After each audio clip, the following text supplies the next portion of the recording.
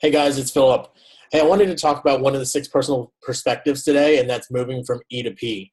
And really, where I want to go with this, starting by talking about what entrepreneurial means, and what purposeful means, and how we get there, and what we can do to become more purposeful.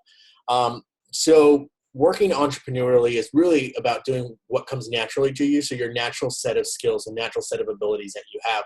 So, for some people, they're great with people. And some people are great in different ways. And so understanding what you're good at and what your natural set of abilities are can help take you a very long way in your career. And so at some point, you're going to hit that fundamental ceiling of achievement. And that's really where moving from E to P comes into play. Because if you continue to hit that ceiling of achievement, what that eventually could become is disappointment because you're not feeling any growth in your business. You're not feeling any growth in your life. And then that becomes resignation and eventually looking for greener pastures. And this is where a lot of people decide, hey, you know what, this may not be the right career for me, or hey, you know what, I want to make a massive change. Or if you've ever heard anybody say, you know what, I'm just reinventing my business this year, I'm reinventing myself this year. It may have been because they've hit that fundamental ceiling of achievement too many times, and they've kind of spiraled down this path here. And the thing with that is that cycle will continue to play over and over and over if you don't move from being entrepreneurial to purposeful. So purposeful, doing what comes unnaturally to you is really important. And what I like to tell a lot of people is that it's like moving from easy to painful, because becoming purposeful also, it involves a lot of just working outside of your natural strength zone and developing new habits, new strengths. And really the way that you do that is through coaching, consulting, and training, and making sure that you have all of those pieces in your life and helping you get to that next level. I want to talk a little bit through about how do you become more purposeful. And what that looks like is step one is focusing, writing out your goals and focusing on the top 20%. So for those of you that know what the 80-20 rule is, making sure and figuring out what are your big rocks in your daily life, what are your big rocks in your business, and focusing on those.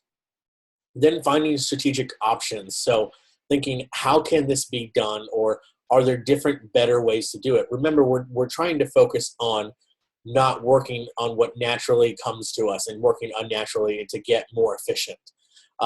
Look for models to follow would be step three in that. So attend training that teaches you how to get to go where you're trying to go. And identify those people who are maybe one step ahead of you, or those people who have gotten many steps ahead of you to where you want to go, and pick their brain, ask them questions about what they did and what their schedules look like, what their life looks like, in order to get to that more purposeful way of doing things. Then installing systems is really important. So one, make sure you're time blocking. Make sure that every single day you know what you should be doing at every point in the day. For those of you in real estate, it's practicing those scripts and understanding what are the words that I should be using when I have these conversations.